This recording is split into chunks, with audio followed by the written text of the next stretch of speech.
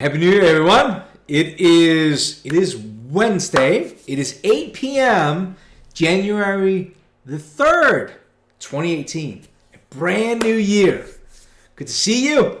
Welcome to the Absolute Beginners here for Fusion 360. This live stream here, this is you and me. There's no rush. If you have any questions, you just put them in the question area, and I will make sure that I take the time to answer them about when they come in. I can see we got Bob here, we got Isaac here. Really appreciate it, guys. Just good to be back. Good to do some modeling. Today's topic, we're gonna model up something like this. You know, one of those stubby screwdriver types. This was a Christmas present, so I thought that might be a good one. Now, this is the 5th of the 6th, excuse me, live stream here on Facebook for the Absolute Beginner. So definitely make sure that you check those out. I can see we got Brian here. We got Paul. Really appreciate it, guys. All right, let's get into Fusion. So, let me just switch over. And you see Fusion here. All right. I'm going to go ahead and hide the data panel by clicking on the 9 rectangles up there, or squares. Hope I'm not getting sick here. And this is Fusion, how it is right out of the box. So for these absolute beginners, I like to start out completely like if you had just opened up Fusion. Again, any questions, just put them in there, and I will stop and answer them. So this is a little bit different than the YouTube live streams where I'm kind of like already have a set agenda and I'm going fast. Here, just type in any questions and we should be all good. See, we got Darren in here, so that's absolutely awesome. So the two things I always do when I start out with Fusion from scratch. Hey, James, good to see you. I'm doing awesome. How about you? Happy New Year, man. The first thing I do is I go up here on the view cube, up here in the upper right. I right-click on it, and I change orthographic to perspective with auto faces. That's the one thing I do.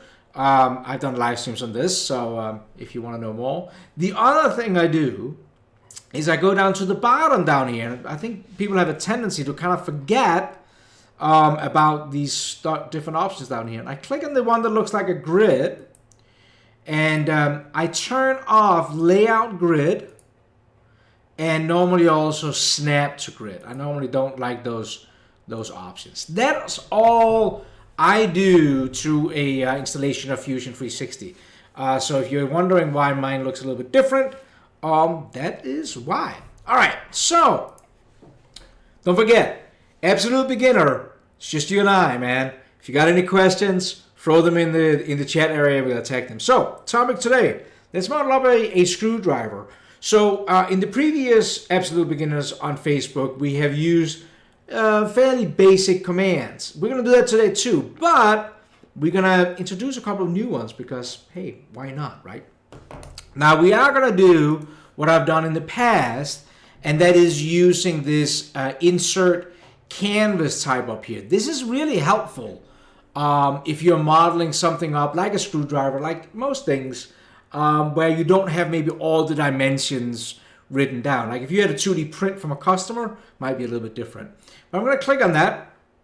You have to select a plane. Doesn't really matter what plane you select. I'm going to select this front plane right here. And then I'm going to go over and select the image. I'm going to click on that. And I just went out on Google and I Googled stubby screwdriver. And I just took this image right here of a Stanley screwdriver. Hey, see we got David here. Good to see you, man. Thank you for joining. So right now this image is sitting right here. We got a bunch of different options over here. And I'm going to go to the front view by clicking on the view cube up there. I'm going to scroll the mouse wheel just to zoom in. And if you notice here, you will see we get some different options. You can grab Here you can rotate it around. If you're not familiar with these, you can scale it bigger right here. You can move it around like this here. Now, and you can get back to this menu too. You can see here, if I move it, you see how the X distance over here will actually be moving with it. So all this over here kind of like works through here. But I'm going to show you a neat trick. If I just say okay, oh, and then the other thing I want to do is the canvas opacity. See how we can make it like that's how it came in. Kind of like, I like to have it about 50.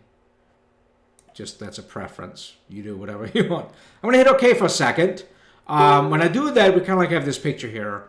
Now you will see over to the left, we got this canvas folder. And I've done this on other live streams, so maybe this is just kind of like a little bit of repetitive. But if I hit the little arrow over here and open up so I can see that image, you can right click on it.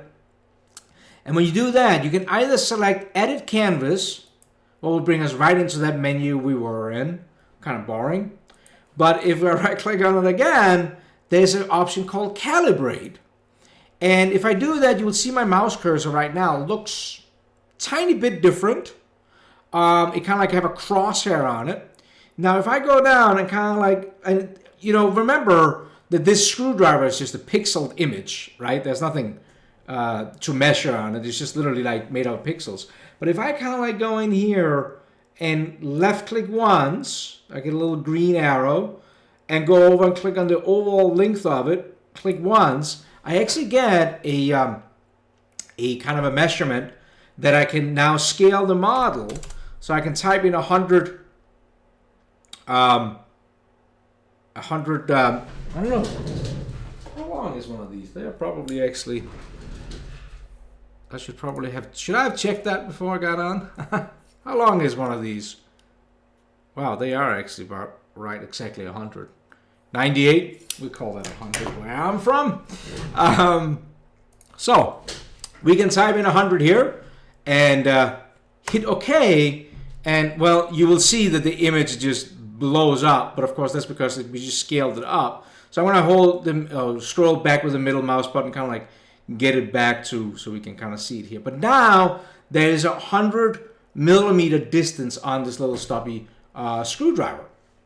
Now, another thing I want to talk about, if you're looking over here to the left in the tree, is the origin. The origin, if I click the little light bulb, you will see that it kind of turns on right here. The origin is kind of your nail in space, if I could say that. And it's one of these best practice things. You don't have to always have your origin in the perfect space, but you should probably get in a habit of placing your origin so you have it in a good place. So to do that, I'm going to go back and right click on the image. And this one, I'm not going to hit Calibrate. I'm going to go back into that Edit Canvas and I get the handle back on. And if I zoom in a little by rolling the middle mouse button, I can grab right here on this rectangle. I can move the image around. Now you can see the origin stays where we want it. But if I hold and drag, I can move that image. And now we're going to have a conversation about where do we want to place that origin. Hey, you can see we got John here. Good to see you, John. Happy New Year. So one could say we could place it at the tip. One could say we could place it at the bottom. Somehow I think I would probably place it like right here on the center. And I think my only reason for doing that is that's kind of like the connection between the two different materials, the plastic and the steel we're going to be working on. But it's not, we could just going to model this out as one body, so we're not going to be fancy. But I would probably just, it's important to know about where your origin is. So I'm going to just line it up there and say that's pretty good. So hit OK. So the origin is sitting right there at the intersection. Okay. So let's start modeling something up here, right? We know I could be talking for hours. So let's start with the hand. So we got to pick something to start out with. We can start out with kind of like the screwdriver part, or we can start out with the handle. I think in the last live stream I was talking about you should probably start out with the hardest thing, but I mean you can kind of pick whatever you want. I want to start out with the handle. What I want to do, I'm going to show you a couple of things here that I think a couple of tricks that I hope you find useful. But to do the handle here, I'm going to use a command, if you've never heard of this, called revolve. And revolve is anything, anything you have to make that is round. Just write this down. Anything you have to make that is round. Revolve is most likely the command you want to use for that. It's really good for anything that is round. So just kind of like knot that down in your notebook. The way the revolve works, and you kind of like see that on that little image there, is it looks for a sketch and then it kind of like revolves it around an axis. What, you know, for some of you guys probably makes a lot of sense.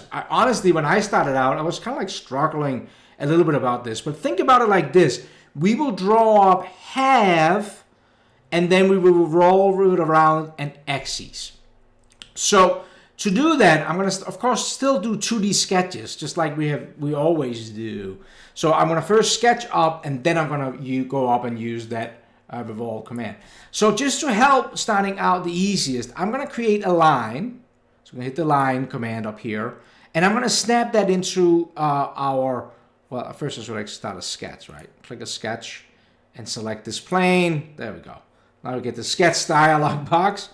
Then I'm going to select the line, and I'm going to make sure my line snaps into the origin. I think that's another good rule, just to always say that your origin should be placed somewhere where your first sketch entity kind of like ties into it. So I'm going to make sure my cursor is right over the origin, and I'm going to left click once, and then my line command is going here. And I'm going to sketch it over to about where I think that this screwdriver is going to end, and place that line, just left click once to place that line there. Now, of course, if you had all the dimensions on this, you could dimension this. We don't have this right now. We're going to work on that. Now, you'll see when I move my cursor that it's ready for the next line. I'm just going to get out of that, and you can do that two ways. You can either hit the little green check mark right there. See that flashing on your screen, hopefully? Or you can hit escape on your keyboard. So what we have now is just one line, but this is the line that we are going to revolve around, okay? So that's just important that we kind of like get that. I wanted to get that one in first. So this is going to kind of like be the line to revolve. So what we're going to do is we're going to sketch up the upper geometry here down to that horizontal line that we're just going to revolve around. Now I wanted to show you a couple of different techniques about doing this because there's kind of like three different sketch entities we can use. We can use lines, we can use arcs, and we can use splines. And I want to show you all three. So let's start out with an arc. So if we're looking back here at this radius right here, it's kind of like a developed radius. That could be an arc. So when we go up to sketch and go down to arc, I only use 99% of the time I only use one arc type, and that is the 3-point arc. The hardest thing about the 3-point arc is knowing in what order you got to select everything. And the trick is you're selecting the 2 endpoint, and then you're selecting the third entity. So I'm going to click on that, and I'm going to make sure the first one snaps into the end of our line. So that was the first endpoint. I'm going to place the second endpoint, and I'm just going to kind of like eyeball it right here. And as soon as I do that, I start moving, you can kind of see the third point is just going to be whatever we decide kind of like it's going to be the radius here. Now, if I make an arc like this and I revolve around, we're kind of like going to get like I don't know, kind of like a weird shape right at that intersection down where that is. So we can actually create a little bit of a helping line. So if I just zoom in here a little bit, you could go in and create another line, snap that in here, make sure that it gets vertical. Okay, click on that, and we know it's vertical because we're getting kind of like that little perpendicular sign there. And then you could add a tangency, a tangent relationship between this arc and this line, and that will make sure that that's a tangent relationship there. Now you'll see that it moved this one here, but it's just to make sure that we don't get kind of like a I don't want to call like a little dimple in here. Now I'm just going to grab this one and move it up so it gets closer to where we think we kind of like want it. That's probably good enough right there. So one is the arc. Now this is just a helping line. So one is the arc. The other one is just using standard lines. I'm going to start down on the other end here. So I'm going to go and click on and a standard line. And this one here, I'm going to move up. And I know that there probably is a radius right here. But sometimes it's actually easier just to move up, left click, and move straight over around here. And hit the green check mark to finish that out. So I know that this here is straight right now, or kind of like in a 90-degree angle.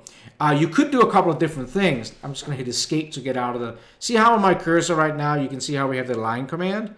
Well, to get out of that, I can just hit escape once, and I'm back to my white cursor.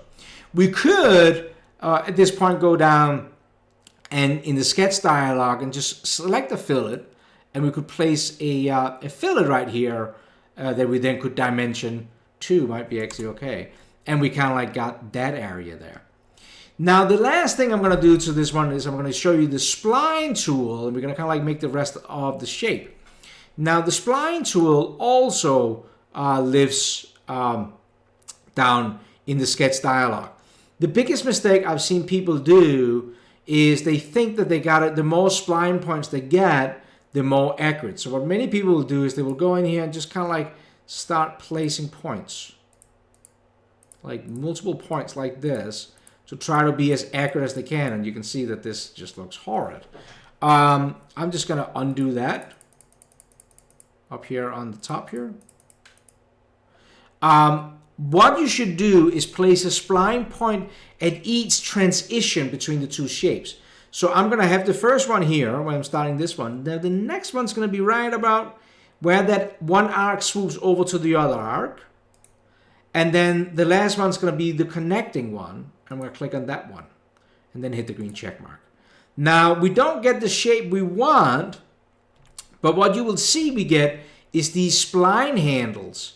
And if I grab a point and hold down my left mouse button on one of these spline points, you can see that I can completely change the shape of the spline. Now, if you're brand new with splines, just be careful. They can get very weird very quickly, as you can see here. But if I take this spline point here and I move it down and actually make sure that it snaps into my horizontal line here, and I then start working and maybe a little bit with this spline point here, maybe like that, drag this one out a little, make it a little bit longer, maybe, so about there. And then I could go to this spline point over here. Let's try to adjust that. See how just by adjusting these, I'm actually getting pretty dang close to that outer shape. Now another thing you will see that happened when I place this spline is that our upper half here kind of changed a shadow to it compared to the bottom half. It kind of like got a yellowish glow on it.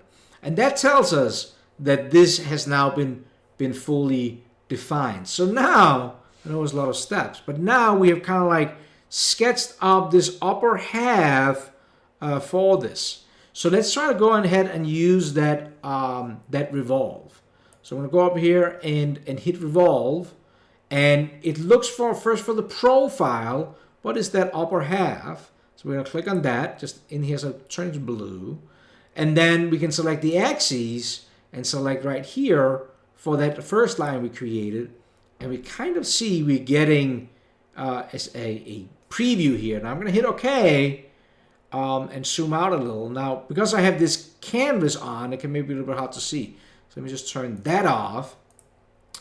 So scroll my middle mouse button. If I hold down Shift and middle mouse button, you can see here we can move it around. And that actually looks somewhat decent, I think, right? As a possible handle here.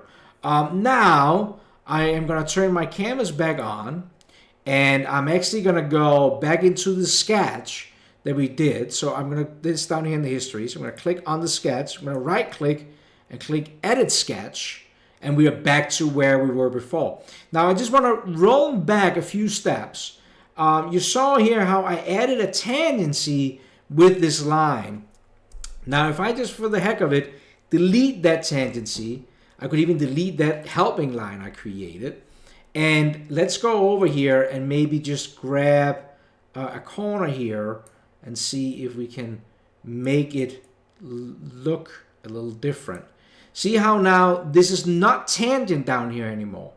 If I leave it like this and stop the sketch, it still doesn't look too bad here. Let me turn the canvas back on. Now look what happened at the bottom. I hope that that is visible. We kind of got a little dimple right here because of that tangency. See, we got Rob here, we got Stefan here. Good to see you guys. So that's why I wanted to add that tangency to this here, because if you don't do that, it's very easy to end up with kind of like a dimple right there. So let's just go back in and add that tangency back in here. So let's turn the canvas back on.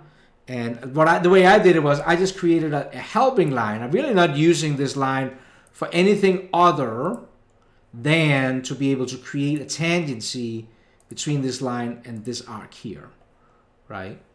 Now another thing you see that I'm able to do here is I'm able to kind of like move things around. And if you're ever watching, you know, some of the other live streams, I'm always talking about fully define your sketches. And the reason for that is I used to call it my $500 mistake, because when I was worked at Ridlam in the beginning when I started using CAD, this whole thing about fully define your sketches, it was such a pain in my neck. I didn't like to do it. I thought, it's just bad, right? Humbug. And then, of course, what happened one day was that by mistake, I must have opened up a sketch, and by mistake, I must have dragged something out. And of course, you know, it cost $500 to fix it. So you should always try to fully define your sketches here now. So let's just get this one somewhat back to a good stand. I'm going to leave that there. Now to talk a little bit about that,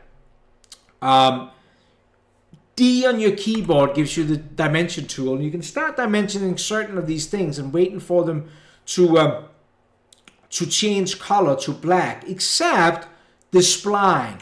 The spline here, there's a lot going on with that one. You can absolutely fully define it with dimensions. And normally I don't bother. What I do to the spline is I right click on it and I say fix. And you will see that it's maybe hard to see. It turns kind of green, just the spline portion though. And that kind of like determines that is locked down. Now you will also see that actually also locked down this sketch over here, because this line here that we sketched was tied into the origin, and then it had a 2 millimeter radius to it, and then it was tied into this point now. So this is fully defined. The only thing we really need to fully define on this is our arc over here. So I'm going to hit D for dimension, and I'm going to place a radius here, and whatever, I'm going to round it up to 23.5, right? And you will now see again, because that is tied into the lockdown spline, that fully defines that. So this is now a fully defined sketch. Hit stop and we can get out of it, and there we have the first part of this, kind of like our handle. Now you could also, so we added a fillet in our sketch area. Right click, edit sketch, right? I used to add this fillet, I went up here and I used the fillet in the sketch command. Now if I go over and I want to put a fillet here, I can actually go over to the modify, hit the fillet tool here, and you can place a fillet also on here and use the fillet feature instead of inside of a sketch. Okay, so that looks like a pretty decent handle, I think. Let's turn the canvas back on. Look from the front view here. That looks pretty good, right? Stefan asked a good question. Is using the fix command generally accepted practice by the industry? Yes, I would say generally it is. It again, it really depends on, of course, what you're doing. If you're modeling up a car, a vehicle or something, a lot of those is made up by curves and splines types. Of course, they have to be a little bit more controlled, though they still make cars in clay models that they're using, what is mind-boggling that in today's technology they still prefer to make a clay model out of it. But generally what they will do is they will go in afterwards and digitize it all with some kind of a probe and get the data points out of that. But yes, generally speaking, I would say that you can definitely fix the spline. That is pretty much standard. If you go back to 2 weeks ago's live stream, so the last one I did where I did a GoPro mount here on Facebook, you will see there I used the spline, but I did show how you can fully define it. We can definitely do a fully define on this spline too. It would really only take to kind of like nail down each point location and the angle and the length of these handles here. So it wouldn't be too terrible, but generally speaking, for something like this, yeah, fix it. Good question. Any other questions? Just remember, it's just you and I, man. This is Wednesday evening live streams. Any question here is absolutely okay. That's why I'm doing these. So definitely don't hold back. Okay, so our handle, I'm going to say our handle is somewhat done here. Let's move on and talk a little bit about the metal part here. Now, I'm going to choose to make this a little different because I can. No, because I want to show you a couple of other cool tools that I wouldn't do if I'm doing this one. So the one I got as a present here actually has a 6-sided hex on it. I don't know if you can see that if I go stick it right in your face. Right there. Oh, camera can zoom in. So it has like a 6-sided hex on it. Then it's spun down to be round. That's how they decided to manufacture these. And then the flats that are actually not flats. They are actually a radius also. Tricky business making some small stubby screwdrivers. So let's attack that. Darren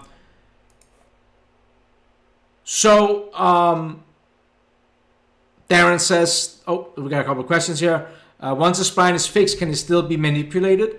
So Darren, it kind of like answers that. If you go back into it, no. Right now, I really can't manipulate it. I right-clicked on it, right, and I fixed it, but you can see I can unfix it. So if I right-click the same one again, now it's blue, now it's edible. Right-click, fix it, and it's completely fixed.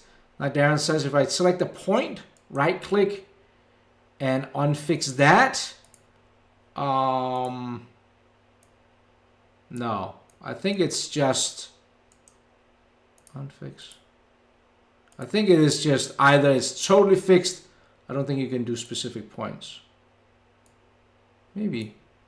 No, I can't get it to do it. So I don't think so. But I mean, you can right click on the whole spline that has been fixed, and that will be fixed. Okay. So let's get to the hex part of this here. Now, this image I brought in is only a side view.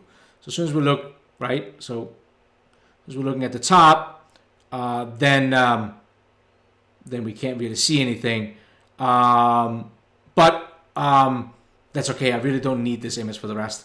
I'm just going to go for right now. I'm just going to turn it off, and I'm going to start a new sketch. Now, remember, right now we only actually have one sketch for this model, and that we did on a plane.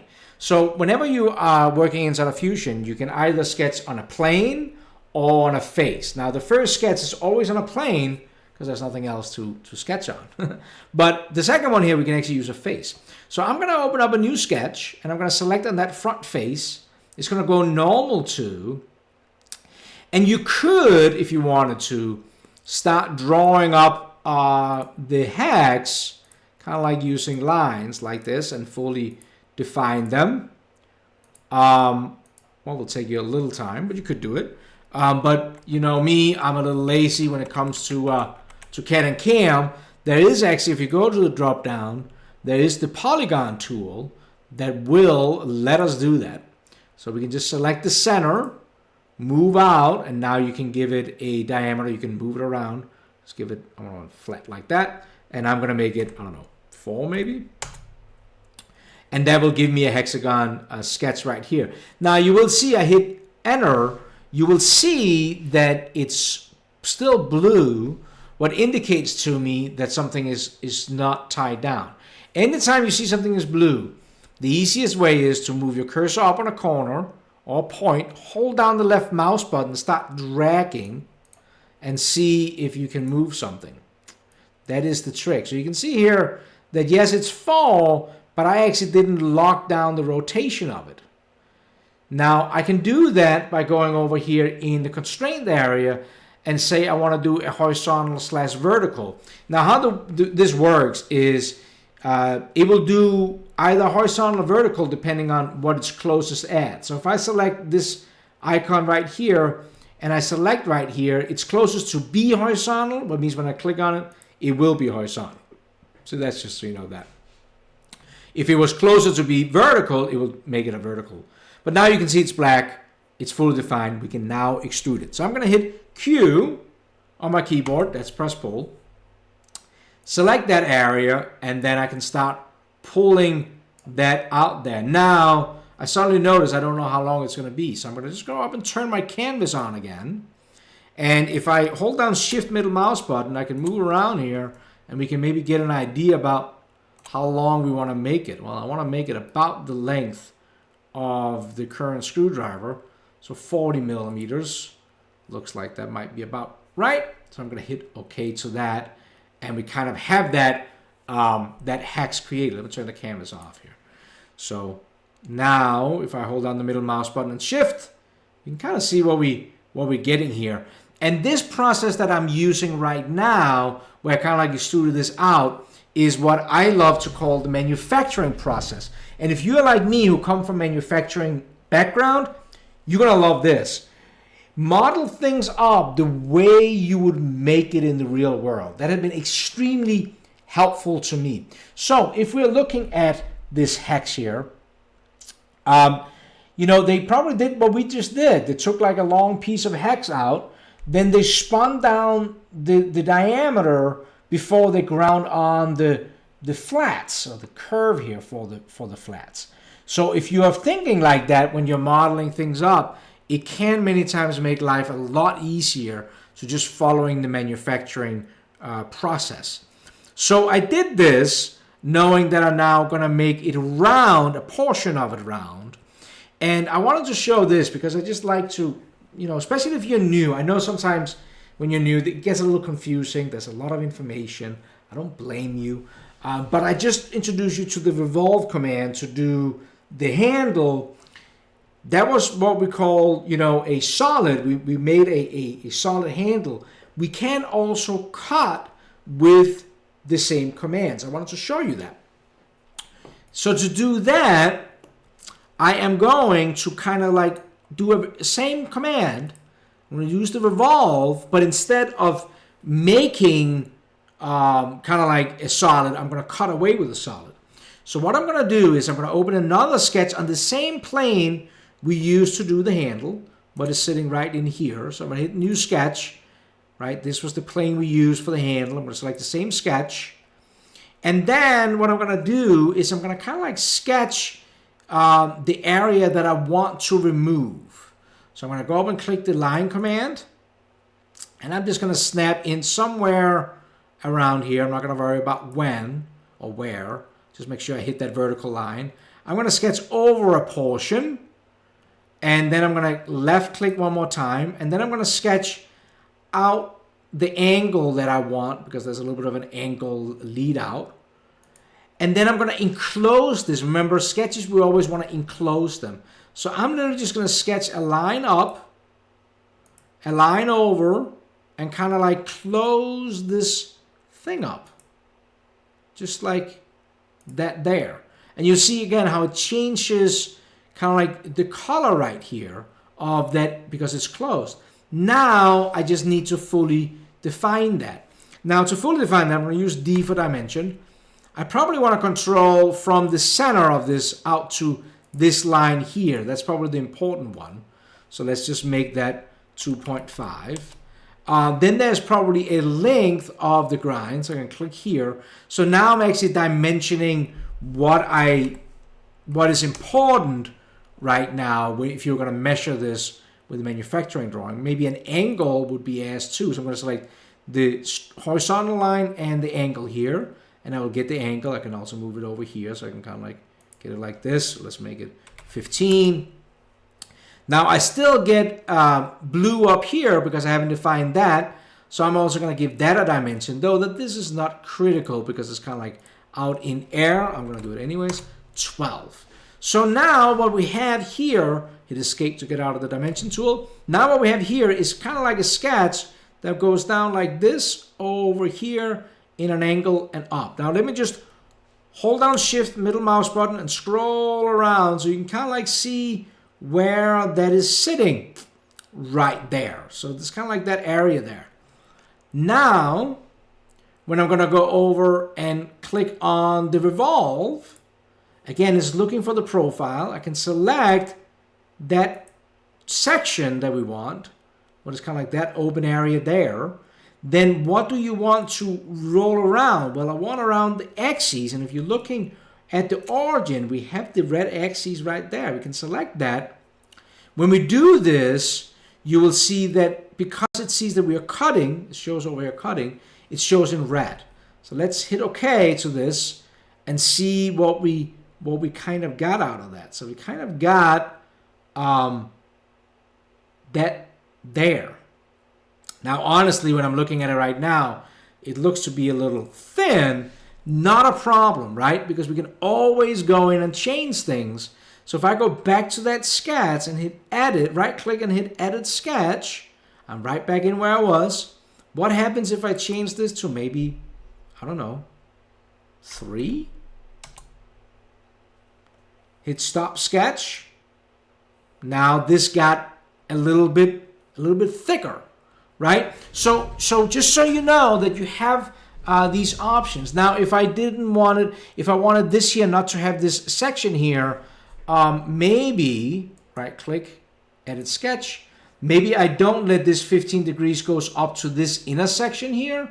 Maybe I let it go past some, right? So it becomes more like a transition. You can play around with this. And by the way, if you want this model too, just send me an email. It's in the description, and I will make sure that that you get the file. The last thing I'm going to do to the screwdriver is actually adding the flat to it. So the flat is actually not a flat, like I said. It looks like it's more of a radius. They probably just come in some kind of a grinding wheel and just kind of like cut that out. So let's place that on there. So again, I'm going to use this one. I'm going to again use my 3-point arc like we used early on. And I'm going to do that by opening up a new sketch. Select that same plane we've been using all the time. And then I'm going to go up and select sketch, 3-point arc. And again, remember, you select the 2 endpoints first and then kind of like the arc. That's how you remember that. So I'm going to go out here and I'm probably going to, there's going to be a little bit of a flat on it. So I'm just going to select a point right here. That was my first endpoint. And I don't really know where this endpoint, I don't know if it has to be tied in with the diameter here. We could do that. So I'm just going to place it here. And then we get kind of like that arc. And that one there is maybe pretty good. Now, when I do this, again, we're back to where we were before with blue. So we need to fully define this. This is critical that you do this. $500 mistake. So I'm going to hit D for dimension, and I'm going to place the dimensions that I know I want. So I know that I probably want a dimension from here to the midpoint here. Now I actually can't select the midpoint on this one here. I can go over and select the origin though. And if I have dimension on, I should be able to select it. Right? So I can actually place, and see here, this is another important thing. See here how it gives me the 40 millimeters. If you move over here, it switches to the vertical dimension. So that's how you get that if you ever are missing that. So I'm going to make this, I don't know. I'm going to start out by making it 1. What might make it way, way too flat. Now that moved this up here. You can see that I never tied this endpoint in here. I can move that around. We could go over and make that horizontal with this point.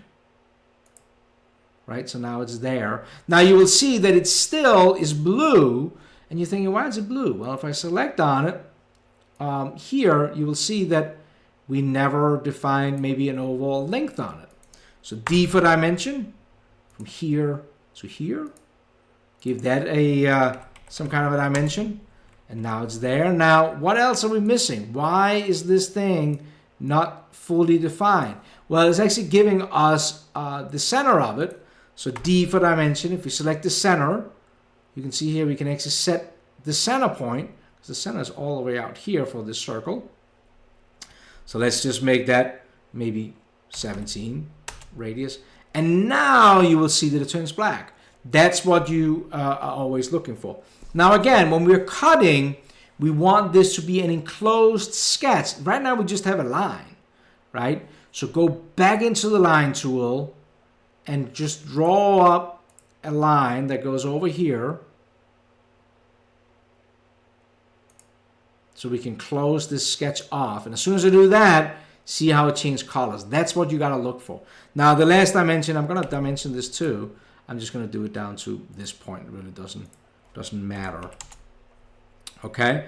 Now this is not going to be a revolve cut. That's just going to be, this is going to be a straight cut. But notice if I hold down Shift and middle mouse button, that that sketch is sitting right down the center, what means that if I go in now and do a Q for press pull, and I select our area and I drag in it here, it will only do half of it, right, of the top there.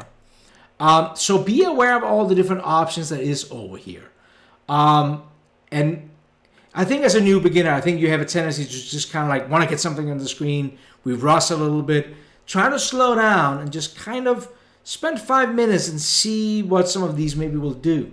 So you will see we have a direction. And if I hit the drop down, there's actually a symmetrical. If I click on that, now you will see that it will actually cut both ways here. We can kind of like cut both ways here.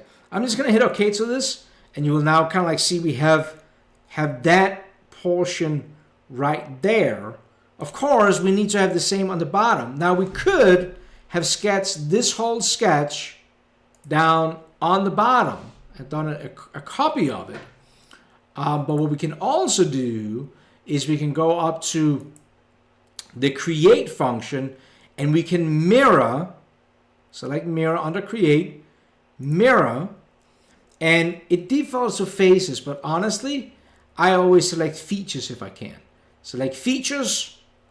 What do you want to mirror? That is that feature down here. That was that cut. What do you want to mirror this over? And again, I'm going to go over and use those origin planes we had right here. Mirror across here. Hit OK. And now you will see that we kind of get that here. What actually makes me think that my screwdriver is a little stoppy, wouldn't you say? So let's go back to that original sketch. This is just live streaming, right? Edit sketch. Let's try to change this 1 millimeter. What happens if we change it to 0.5? Well, that whole sketch goes down, and when we hit stop sketch, you will see that now it got a little bit thinner. Now that is 1 millimeter. Might still want to make it thinner. I don't know. That's up to you. Okay. Don't forget, guys, any questions, just throw them in here. this live stream is all about giving you an opportunity to ask questions. So what I'm going to do now is I am actually going to turn the origin off, and I'm going to wrap this model up, unless you have any specific questions. So what I'm going to do is I'm going to change the appearance of it. That looks pretty good, but I would like it to look a little bit different. So what I'm going to do is, and I do this by right-clicking and going into Appearances, right here. And when you go into Appearances, if you've never been in here before, just right-click in Appearances. Fusion defaults to steel as its color, and that's what we're seeing here. What might be okay for kind of like the tip here, but for the rest of it, it's not. You will see you get an option to put it on bodies, components, or on faces. The model we did here is just one body, one part. We didn't split it up. So I'm going to make sure I got the faces option. And then I can actually go down and play with some of the different appearances in here. Whatever you want here, you can have fun. You could go in and just see how it would look with, what if it was a cherry on there, right? Might not be the screwdriver you want. If you don't want this, you can just right click and you can just say Unassigned Delete, and it goes back to the normal one.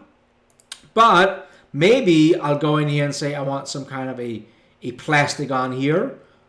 We can go in here and select an opaque plastic. Now, whenever you're seeing that there's a little arrow over here, that means that I actually don't have this downloaded yet.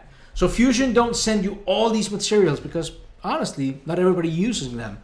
So you can just click on that little arrow and it just takes 2 seconds and this thing's going to be downloaded. There you have it. Now I drag it over here and now you will see that gets the texture of black plastic. We could move on. We could take that same one and we could apply it on some of the other faces. Go through here. And then maybe just to kind of like spice it up. What about if we went down and we took a yellow one? Let's download that one and bring that one over on this face here. Hold down middle mouse button to spin around and add that to this face and to this face maybe. How does that look to you? Does that look like a decent screwdriver? Now, one question I've gotten when people, I'm just going to close this out, is how they can see these lines. And that is because in Fusion, we always display, if you go down here to the TV screen, we always use shaded with visible edges only. However, if you're looking at this in real life, you will just look at it as a shaded. So now you will see, we wouldn't see like these lines. That's more like how it will look. Of course, we have the option to go in and render it. I'm not going to do that in this live stream because that normally slows down the feed. But that's why you see some of these lines in here. So shaded with visible edges is what I normally put in here. All right, so Stefan asks, any advantages to extend your sketch out from the part to create the closed sketch for the cuts as opposed to project the edges which already exist already? That's a super good question. I think that is probably easiest to look at with the roundabout here. If I go in and edit this one, remember how I used this round one where I went around here? The only problem you can run into, and I probably wouldn't actually run into it on this, so this one I could actually probably, no, this one I would have run into it. Because what would have happened if I did that, because this is six-sided, is that it will revolve around and actually leave material right here. I hope that kind of makes sense. Because this one is not round, because I have this hex here, that I would actually, if I had just projected the edges, we would actually have a little stump of material. So I extended it way out here, and I really just did that out of that precaution that I knew that that I maybe could hit something. So this is almost like more like just precaution.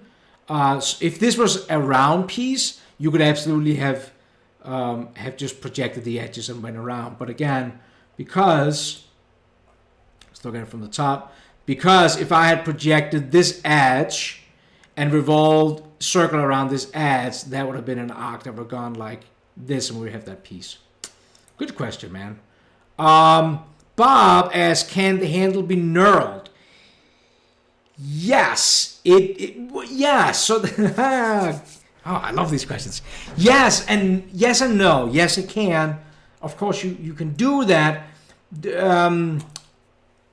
Where am I going with this, Bob? I'm going in that if you could model up the knurling, but man, you will end up with a lot of faces here, and that would cost you, that could actually cost you performance on your model if you went ahead and knurled. Now, I'm going to do a live, I'm going to do a live stream about how you can use CAM to create knurled surfaces if you needed to 3D print it. Because if you need to 3D print it, you need it physically on the model.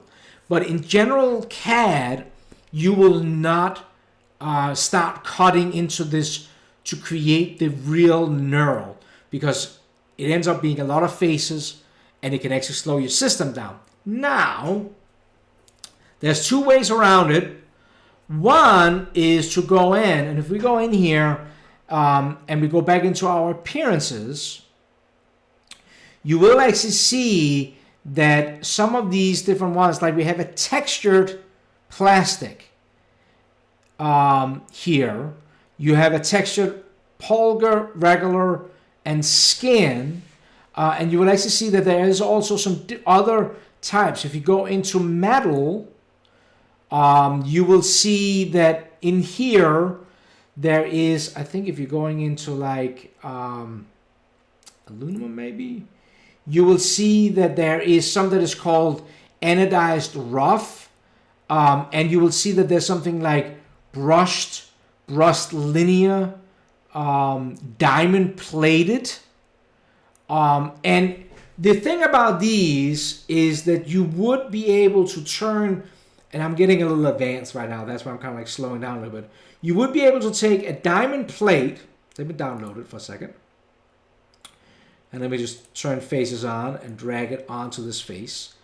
Now, this diamond plate here, you will see when I spin the model around that it's not, had no depth to it. It's flat diamond plate, what is okay, I guess. But if I right click on it and I go in and say I want to edit it, and I click advanced, this should be another live stream, there is actually something called relieve pattern or bumps on it here.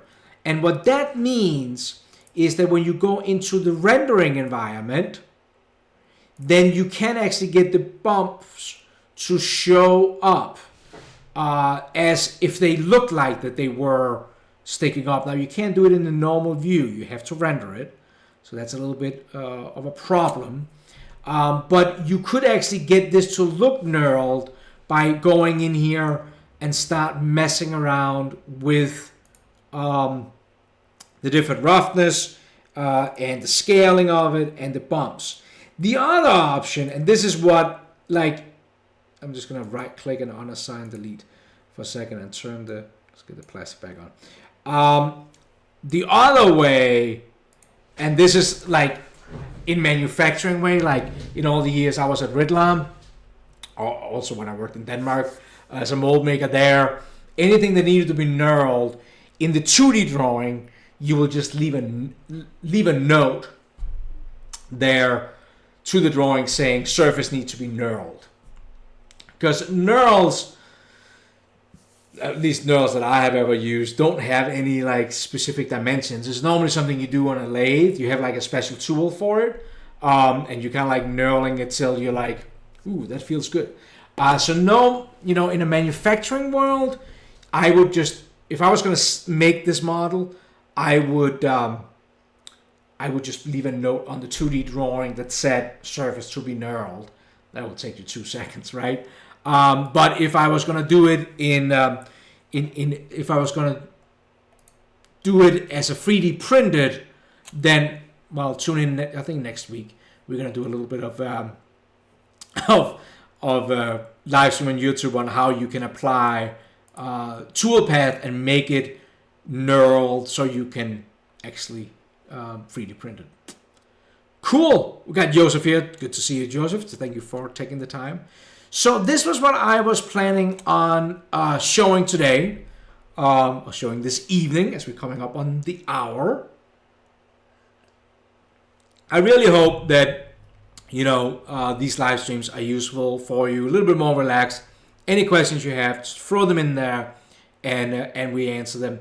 Again, of course, this one here, it will live here on Facebook where you are right now. So if you want to come back, you can catch it there. Also, I will also upload it to my YouTube channel, where you will find it probably over the weekend. I get it up there. Of course, my YouTube live streams that I do about 5 times a week, that one from today will come down on Facebook also when we're done here. All right, let's see. We got one more question, an unrelated question. That's okay. Unrelated question relating to joints. I want to join a linear rail, MGNI, along the length of 2020 V slot along. Okay, so we're talking about alloy extrusion.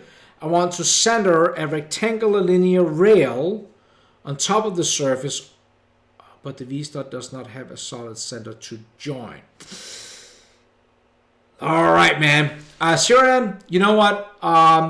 What you're probably looking for is you're looking for what is called the joint origin and how you can place a joint origin where that V-slot would be, though that you don't have a center, you can actually control where this one is located. Do me a favor, Sharon. Send me an email. It is you should be able to see it right on top. I'll write it in here just to make sure. And if you could send me a picture of exactly like what you're trying to do, that would be a little bit easier. I'm running a little bit behind on my emails right at the moment, but I'll try to get to it as soon as I can. I also have a video on the YouTube channel, if you go there, about joints. So there I'm talking about it too. But if you send me a picture, kind of like a screenshot or something, I will do my best to help you with that. All right, guys. Bob, good to see you. Isaac, Stefan, Yusuf, all you guys, thank you so much for taking time out of your busy day to join this live stream. Be back here for another Facebook live stream next Wednesday, same time, 8 p.m. Eastern Standard Time, so that's New York City time. And we'll find something else, absolute beginner. Sharon is going to send that email right now. That is awesome. Hope you guys have a good night, day, or wherever you guys are in the world. Until the next time, have an awesome, awesome day. Thank you so much, guys. Take care.